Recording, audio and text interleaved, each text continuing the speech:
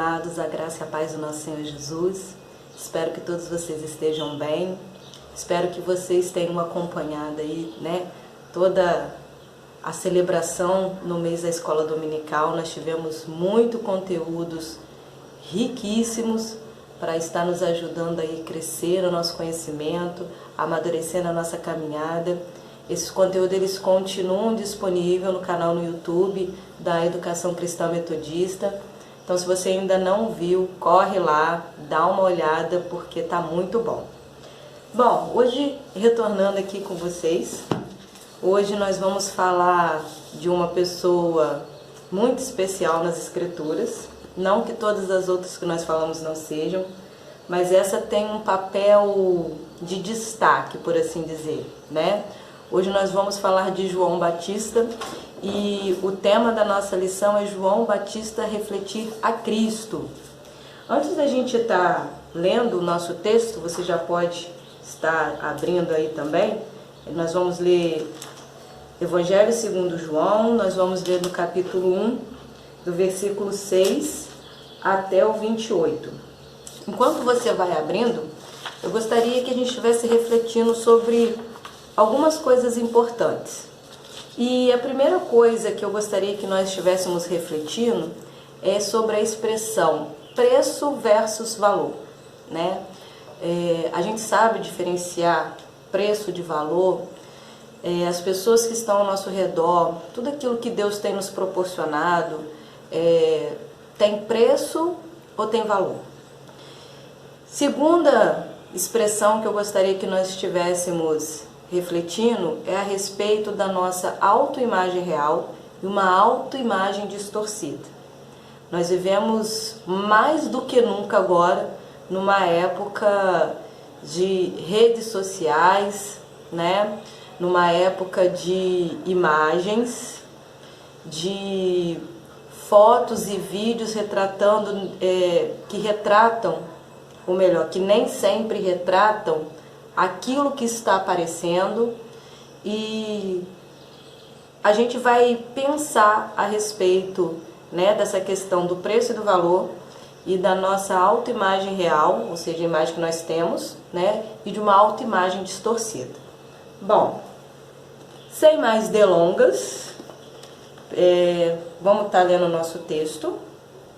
Nós vamos começar do versículo 6 em diante. Diz assim: houve um homem chamado João, que foi enviado por Deus para falar a respeito da luz. Ele veio para que por meio deles todos pudessem ouvir a mensagem e crer nela. João não era a luz, mas veio para falar a respeito da luz. A luz verdadeira que veio ao mundo ilumina todas as pessoas. A palavra estava no mundo e por meio dela Deus fez o mundo, mas o mundo não a conheceu. Aquele que é a palavra veio para o seu próprio país, mas o seu povo não o recebeu. Porém, alguns creram nele e o receberam, e a estes ele deu o direito de se tornarem filhos de Deus. Eles não se tornaram filhos de Deus pelos meios naturais, isto é, não nasceram como nascem os filhos de um pai humano. O próprio Deus é quem foi o pai deles. A palavra se tornou um ser humano e morou entre nós, cheia de amor, cheia de verdade. E nós vimos a revelação da sua natureza divina, natureza que ele recebeu como filho único do Pai. João disse o seguinte a respeito de Jesus: esse é aquele de quem eu disse, ele vem depois de mim, mas é mais importante do que eu. Pois antes de eu nascer, ele já existia. Porque todos nós temos sido abençoados com as riquezas do seu amor, com bênçãos e mais bênçãos. A ele foi dada por meio de Moisés. A lei foi dada por meio de Moisés, mas o amor e a verdade vieram por meio de Jesus Cristo. Ninguém nunca viu Deus, somente o Filho único, que é Deus e está ao lado do Pai, foi quem nos mostrou quem é Deus. Os líderes judeus enviaram de Jerusalém alguns sacerdotes e levitas para perguntarem a João quem ele era. João afirmou claramente: eu não sou o Messias. Eles tornaram a perguntar: então quem é você? Você é Elias? Não, eu não sou, respondeu João.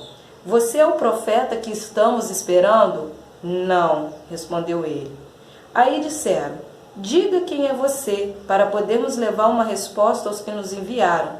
O que é que você diz a respeito de si mesmo?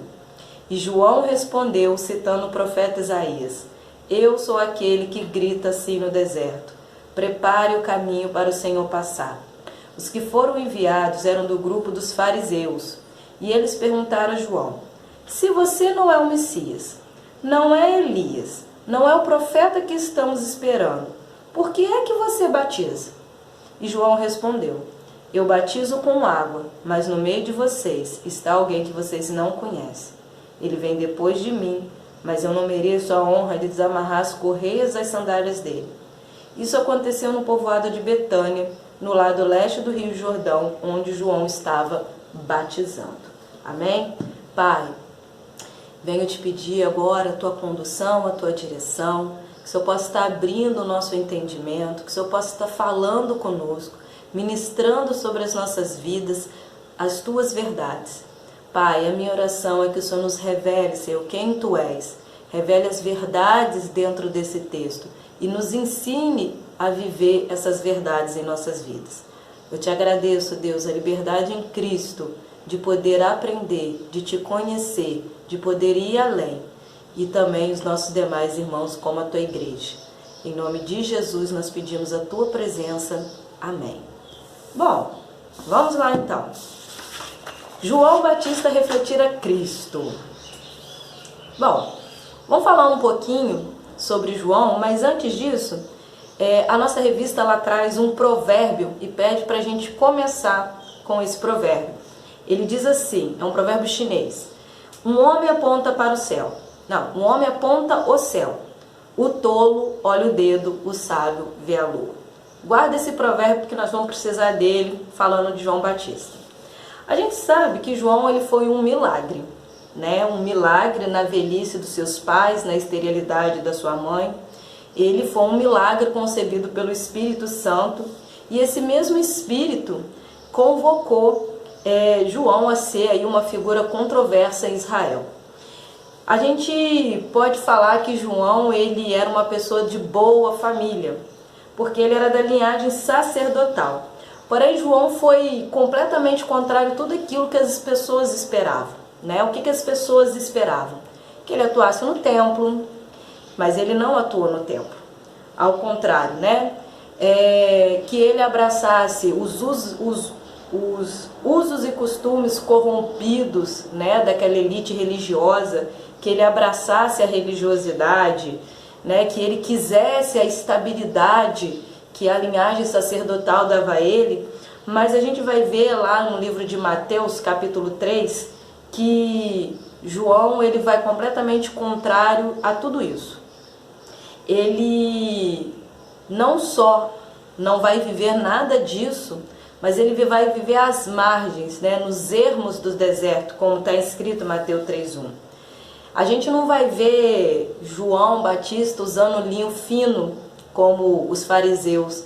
Inclusive, aquelas roupas que eles usavam eram caríssimas, roupas que poderiam alimentar famílias, né? Mas a gente vai ver um João Batista preferindo usar pele de carneiro. A gente vai ver um João Batista rejeitando os pães da proposição, isso, que está lá em Levítico, que era uma ordenança de Deus que os sacerdotes pudessem estar se alimentando desses pães. E a gente vai ver em Mateus 3:4 que ele troca esses pães para comer gafanhoto e mel. Ele não vai queimar incenso, ele não vai ter amigos importantes na elite ali dos fariseus, dos saduceus. A gente não vai ver João Batista nas sinagogas nos dias de sábado ensinando as escrituras. A gente vai ver um João Batista no deserto convocando o povo ao arrependimento e ao batismo. E por não abraçar aí esses amigos, né, por assim dizer, importantes daquela época, porque constituía uma elite, ele não só não abraça aqueles amigos, como ele passa a vida a condenar aquelas pessoas pelo estilo de vida, pela corrupção, pela religiosidade. E a gente vai ver em Mateus 3:7 que ele passa a ser odiado por essas pessoas. Enfim, a gente vê um João Batista completamente contrário aí, tudo que se esperava de um filho de sacerdote.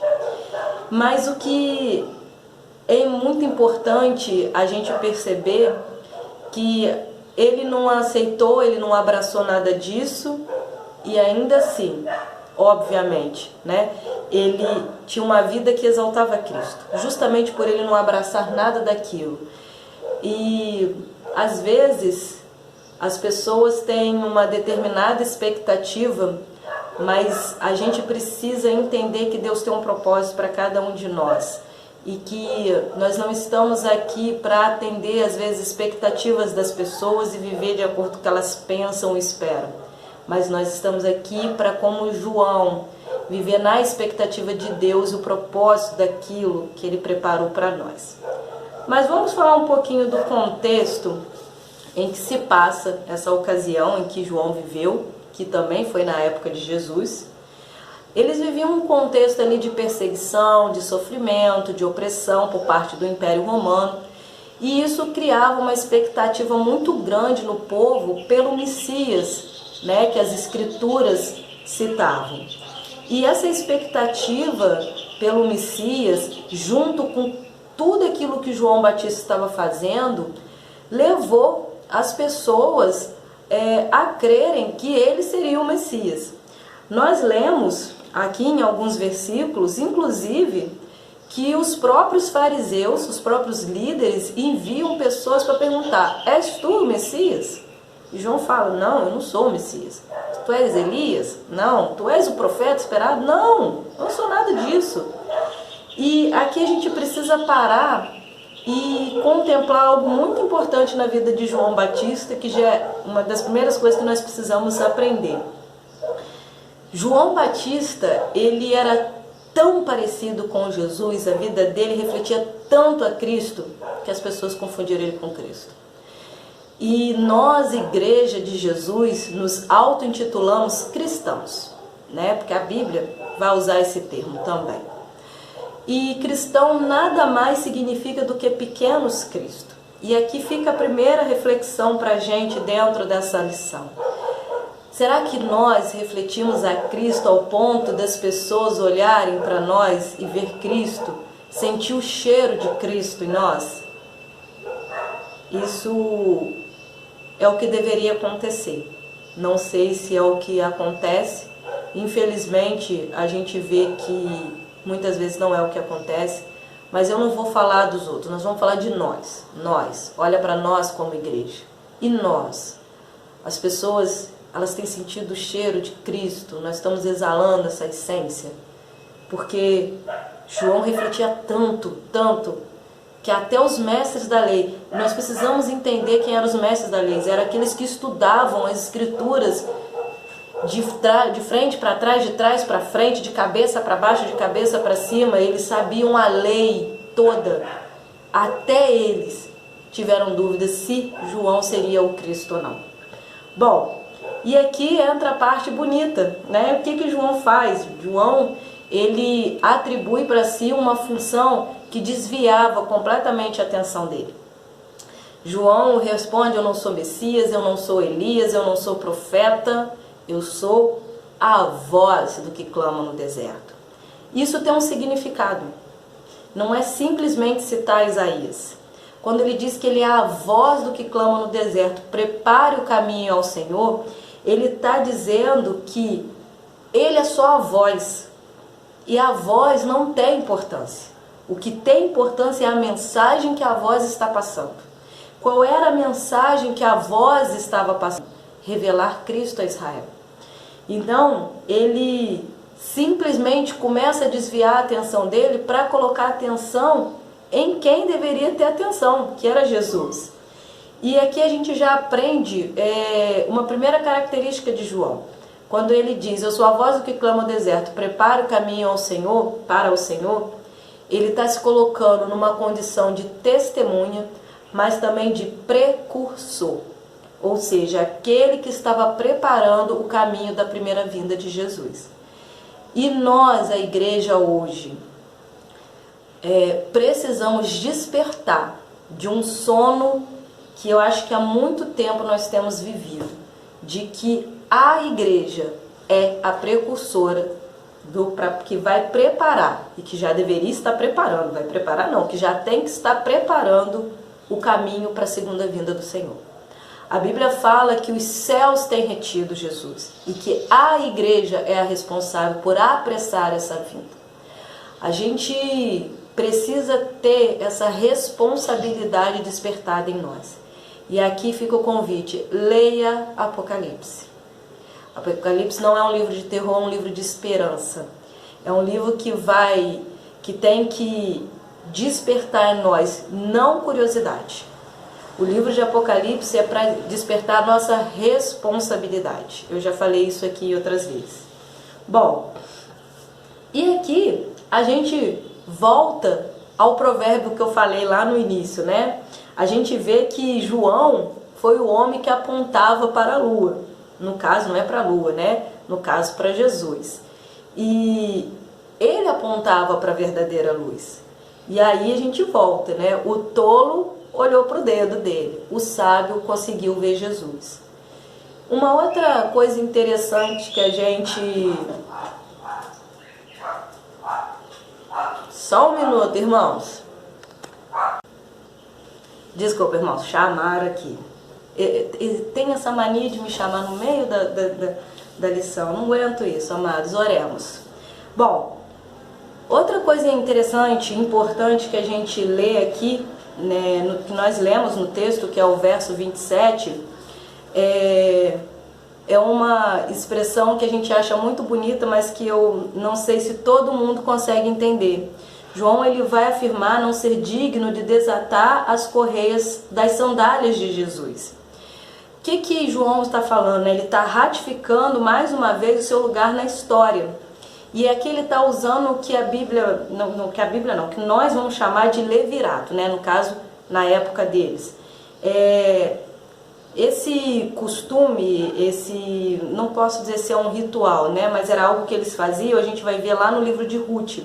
O que é o levirato? O levirato ele vem da palavra levi, que significa cunhado. E nós tínhamos duas situações. Como a gente vê lá no livro de Ruth, quando o marido morria e não deixava descendente, o parente mais próximo, ou o irmão, ou o cunhado, ele tinha que tomar a viúva do seu irmão como esposa, e o primeiro filho daquela união seria dado, seria como se fosse o filho do irmão falecido, né? Para poder dar continuidade à descendência dele. E poderia acontecer duas situações. O cunhado poderia ir lá e tomar a viúva, casar, ter o teu filho, o primeiro filho seria, daria continuidade à descendência do irmão, para que o nome dele não se apagasse. Mas poderia acontecer do cunhado ou do parente mais próximo não querer tomar a viúva. Quando isso acontecia, a viúva ia com o cunhado diante dos anciões da cidade e retirava as sandálias do cunhado. E isso tinha um significado. Significava que fugiu a palavra agora. Assim se faz àquele que não quer dar continuidade e descendência do seu irmão. Era uma privação de posse. E isso era seguido de um gesto de desprezo por todas aquelas pessoas, porque aquele homem ele não queria dar continuidade à descendência do seu irmão. Inclusive, a gente vai ver lá no Velho Testamento, isso acontece, né, com Tamar, e Deus, inclusive, quando Tamar fica viúva, o irmão toma ela como esposa e não quer gerar um filho com ela, Deus simplesmente envia lá uma doença e mata, né? Porque não podia acontecer isso. E poderia haver uma segunda situação, de aí ter uma disputa pela viúva. Poderia acontecer o fato de não querer viúva, mas poderia haver disputa pela viúva. E é aqui que se encaixa esse texto de João, nessa fala de João. O que acontecia? O homem com menos direitos, ele retirava a sandália e entregava para aqueles que tinham mais direito. E é aqui que entra esse contexto dessa fala de João? Era João falando mais uma vez, olha, eu não sou ninguém não, eu sou só a voz. Quem é importante, quem é a luz, é ele. Ou seja, eu não sou digno nem desatar as correias das sandálias e entregar. Eu não sou nada. Quem é a luz, quem é o Salvador, quem é aquele que veio para salvar, que vai mudar o mundo, que veio resgatar, que é o Cordeiro de Deus, o Filho de Deus, é Jesus. Não sou eu. E ele vai se colocar em João 3,29 no lugar de amigo do noivo. Então a gente vê, João era a voz, foi o precursor, né? Ele foi a testemunha, ele foi o precursor e o amigo do noivo. Eu já falei isso aqui em algumas outras vezes, que a igreja, ela, né, a família, uma família para Deus, uma noiva para o filho, o templo para o espírito. E é o amigo do noivo. Hoje nós precisamos entender o nosso posicionamento. Nós não temos um posicionamento específico só. Nós precisamos nos comportar também como o amigo do noivo. Aquele que vai apontar para Cristo, que vai diminuir o holofote sobre si mesmo e vai virar o holofote para quem realmente importa, que é Jesus. Bom, a gente sabe, e aí a gente vai entrar agora numa segunda questão, nessa questão dos holofotes, e aqui essa mensagem vai até um pouco, agora mais para nós líderes. A gente sabe que João ele tinha seguidores, a gente pode ver isso em João 3,23. Inclusive André, irmão de Simão Pedro, era um dos seguidores de João. E a gente vai ver aí em João 3, 27 e 29, que os discípulos eles começam a seguir Jesus. E é muito lindo porque João, nessa referência que eu acabei de dar aqui, ele incentiva os seus discípulos a seguirem João, a Jesus. Então a gente vê uma queda da fama de João e uma ascensão na fama de Cristo, um crescimento na fama de quem Jesus era. E era justamente esse o objetivo de João. E aqui fica um alerta para quem é líder. As pessoas elas têm um hábito de colocar expectativa nos seus líderes, e isso não está certo. Nossas expectativas elas têm que estar em Jesus, não nos nossos líderes, porque nós somos falhos, nós erramos. Quem não erra e não peca em nada é Jesus. Mas as pessoas elas têm esse hábito, elas acabam às vezes fazendo isso. E nós como líderes, nosso objetivo tem que ser que Jesus cresça e a gente venha diminuir. O nosso objetivo tem que ser o mesmo de João, né? Às vezes você está numa liderança, numa posição de liderança, sobre a liderança de Cristo, né? Submisso a Ele, e às vezes as pessoas ao redor elas começam a colocar muita expectativa e esperança em você, mas que a gente possa ser como João Batista, né? Que a gente diminua, que ele cresça. Que a gente não venha permitir que as pessoas venham colocar essa expectativa em nós, mas que nós, como João, nós venhamos incentivar elas a colocar a expectativa em Cristo.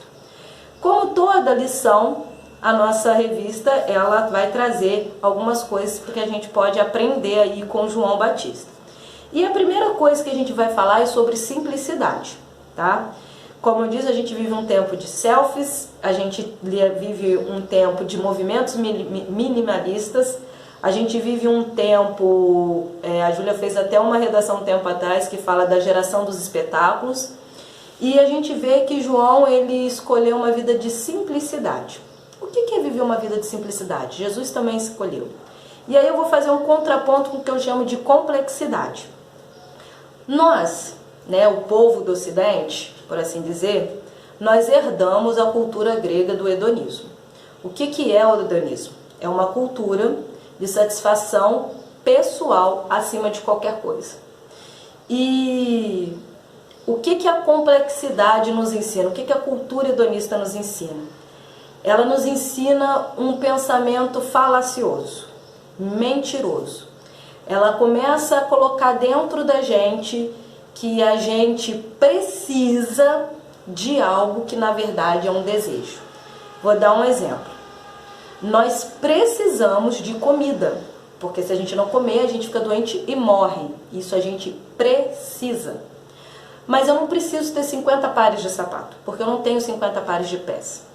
Mas a cultura hedonista, ela vai pegar isso que é um desejo e vai falar para mim que é uma necessidade.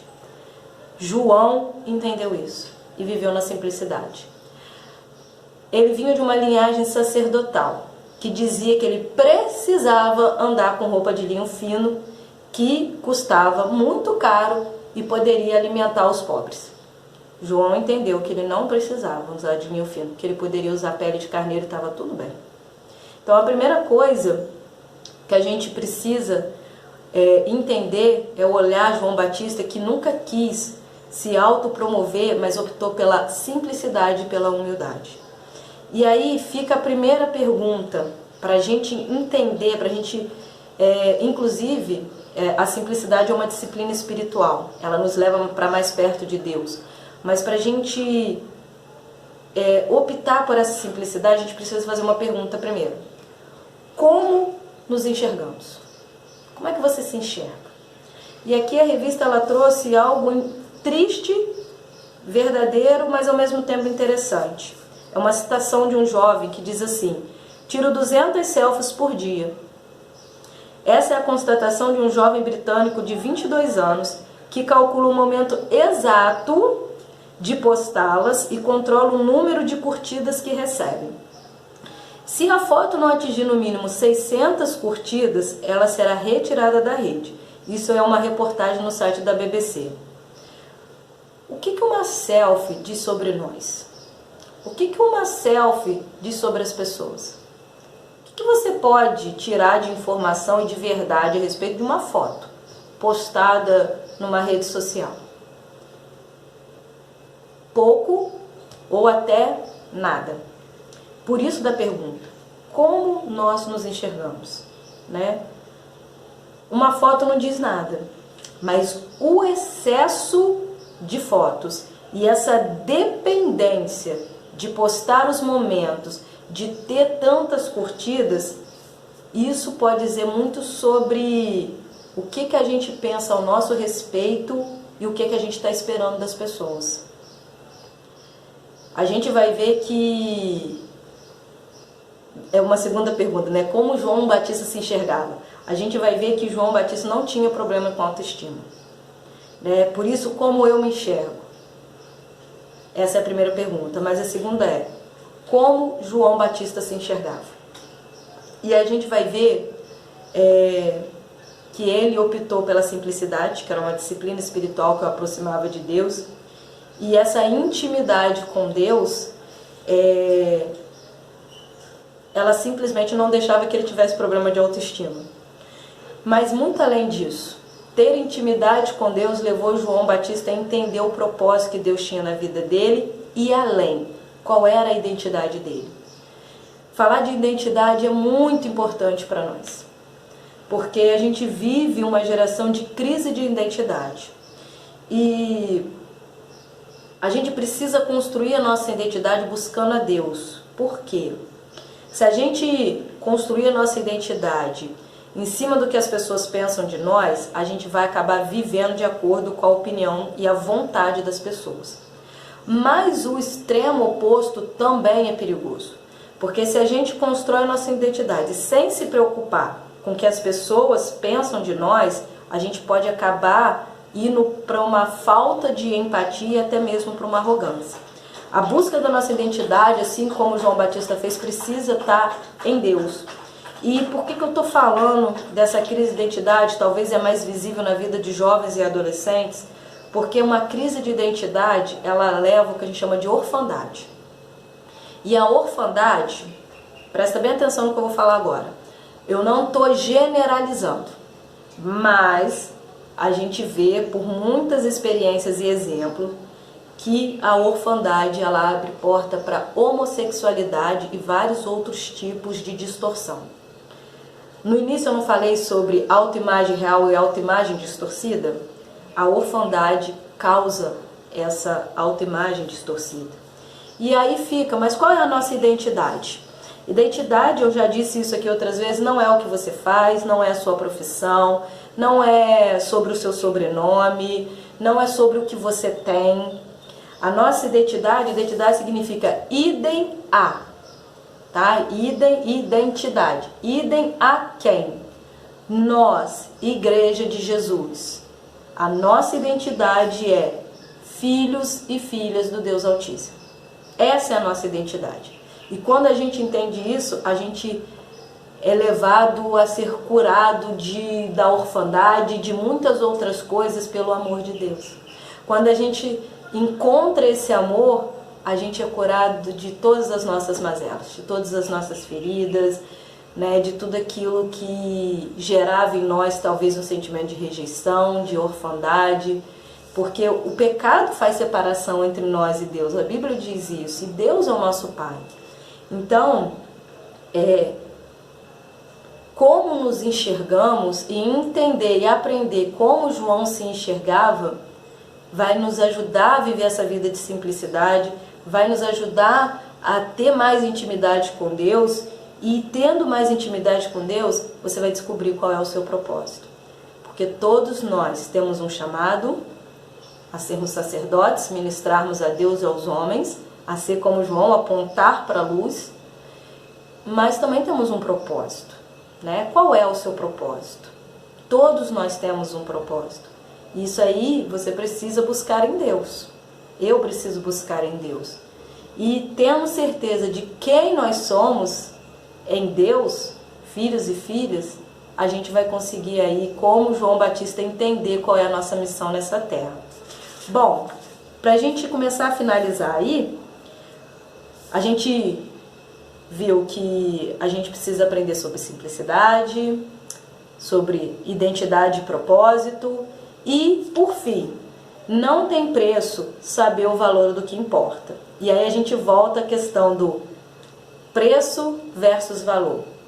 O que tem preço e o que tem valor? Será que nós estamos botando preço naquilo que deveria ter valor e valor naquilo que só tem preço? Bom, hoje em dia tem se difundido um estilo de vida minimalista. O que isso significa? É um movimento que visa buscar viver apenas com o essencial, priorizando o consumo consciente. Percebemos muita gente, especialmente a juventude, encontrando sentido nessa forma de ser e viver e transformando seus conceitos sobre preço e valor. Isso não é novo e é benéfico. O estilo de vida de João Batista e de Jesus nos mostra o valor da simplicidade de uma vida que não seja pautada pelo consumo. No entanto, e aqui é que está a chave, mais do que uma preocupação ecológica por trás desse estilo de não acumular para si coisas, é preciso agregar algo que é a marca fundamental de toda pessoa cristã, o serviço ao próximo. John Wesley, que também prezava pela simplicidade, no seu sermão O Uso do Dinheiro, nos orienta a ganharmos o máximo possível sem causar prejuízo a ninguém, a economizar o máximo e a doar o máximo. Assim sendo, o estilo minimalista pode ser apenas um estilo de vida que esteja na moda. Mas em Cristo Jesus, a opção por uma vida simples, com consumo consciente, sem buscar luxos e ostentações desnecessárias, se completa na ajuda às pessoas, especialmente as mais necessitadas. Não há preço para o serviço a Deus, e ele é de extremo valor. Para a gente fechar aqui, saber o valor do que realmente importa nos ajuda a não nos deixar seduzir pelo preço das coisas passageiras desse mundo. A nossa vida espiritual e o nosso compromisso com o próximo, em todo momento, tem que apontar para Jesus e não para nós. A nossa vida espiritual, o nosso compromisso precisa refletir a Cristo. E a gente precisa não ser como o tolo do provérbio, né? A gente não pode ficar perdendo tempo olhando para o dedo, mas a gente tem que lembrar de desfrutar a beleza da lua. Então a gente não tem que perder tempo olhando para as coisas que não têm valor, que às vezes tem preço, mas não tem valor, e acabar perdendo aí, né, oportunidade de estar desfrutando da beleza e da essência de Cristo. Nós temos um desafio. A gente vive num mundo onde pessoas são engrandecidas, são exaltadas pela quantidade de suas curtidas, pela quantidade dos seus seguidores. E, gente, like é mentira, é uma mentira. Quantas pessoas às vezes estão numa rede social, vão passando e vão lá clicando, curtindo, e às vezes ela nem leu, ela nem viu nada. Virou uma coisa mecânica, automática. E o nosso desafio é tornar Jesus visível e engrandecido. Nosso desafio é apontar para as pessoas, através da nossa vida, a verdadeira luz, a verdadeira vida, o verdadeiro caminho. A pastora já pregou sobre isso e eu já ouvi outras pessoas falando, né? Todos os caminhos levam a Deus? Mentira, só existe um caminho que leva a Deus, esse caminho é Jesus. Ele diz, eu sou a verdade e a vida, ninguém vai ao Pai, né? Ele é o caminho, a verdade e a vida. Ninguém vai ao Pai senão por Ele. E o nosso desafio é estar apontando esse caminho. O nosso desafio é estar falando como João Batista, que diminua eu e cresça o Senhor. Vou deixar uma pergunta para você refletir durante a semana, dentro do que a gente trabalhou hoje, né? O que é mais desafiador? A humildade ou a simplicidade? E aí, gente, humildade não é pensar menos de si, é pensar menos em si, tá? Humildade não é se fazer de coitadinho, de pobre, de miserável. Isso não é, tá? Isso é vitimismo. Ser humilde é pensar menos em si e mais no outro. E a simplicidade é se libertar desse pensamento escravocrata, por assim dizer, de que desejo é necessidade. É entender, é ter uma visão aberta do que desejo é desejo, necessidade é necessidade. Minha necessidade, ter Jesus. Sem Ele a gente não vive. Não há vida fora dele. Pedro que falou, inclusive falou, o que fazer para onde ir? Somente ter as palavras de vida eterna. A Aline querer uma Bíblia de estudo NVT, eu continuo querendo, tá, gente? É um desejo, tá? Eu não preciso, eu tenho no meu celular. Mas é um desejo para mim ter uma Bíblia de papel NVT de estudo bíblico. Então, que você possa começar a viver essas disciplinas espirituais que vão te levar para Deus. Elas não vão te dar poder para nada, tá? Mas elas vão te levar a ter mais intimidade, mais comunhão. E quando você tem mais intimidade e comunhão, você começa a enxergar a si mesmo através dos olhos de Deus de uma maneira correta. Você passa a ter uma autoimagem real de quem você é e não uma autoimagem distorcida pelo pecado. Você passa a saber o que realmente tem valor e o que tem preço. E como eu li aqui pra gente no final, saber, né, o valor do que realmente importa vai nos ajudar a não ser seduzido pelo preço das coisas passageiras desse mundo. Espero que o Espírito Santo ele tenha trabalhado na sua vida como trabalhou na minha vida. Espero que você guarde essa palavra no seu coração e leve para o resto da sua vivência aí. E que Deus possa estar te abençoando. Abençoando o seu domingo, abençoando a sua semana. E na próxima semana, se Deus nos permitir, a gente se encontra novamente. Fiquem com Deus.